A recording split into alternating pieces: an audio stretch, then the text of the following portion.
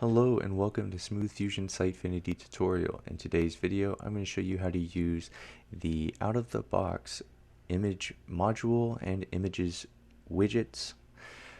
And there are three components of this. There is the image module itself, in which you manage images and image libraries.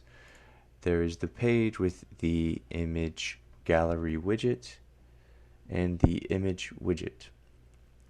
So on the front end, I already have the image gallery widget here and a product image as well. How to add these to the page: you simply add the image to the page, image widget, or the image gallery widget. In the image widget, you can select the specific image you want to show. You can change the title and alternative text that appear with it, as well as the size or custom size. You can hyperlink the image as well, save. And with the image gallery widget, you can select from your library specifically,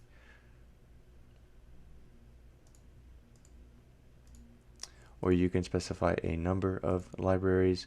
You can select how you want those to show, whether you have 20 show at a time, set a limit and use pagination, or no limit and no pagination, arrange how you want them to be sorted, change what shows of them, whether it's a thumbnail image or a number of other sizes.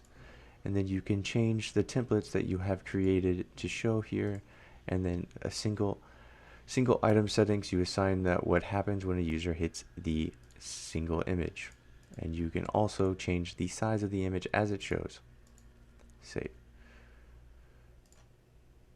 So now that we've added those to the page, you can see here that we have those now showing here. Now there are two ways to add images to the site. Since we're in the page, if you had an image that you wanted to upload directly to the page and into your image module, you could do so.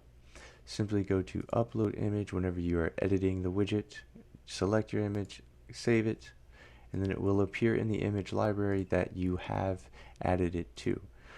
And so in your images module, you could see all of the libraries that you created, or whether you've created any at all. Once you have your library created, you can just upload an image here. Select the image from your computer. Select the library you wish to show it in. Add any categories or tags and publish that image.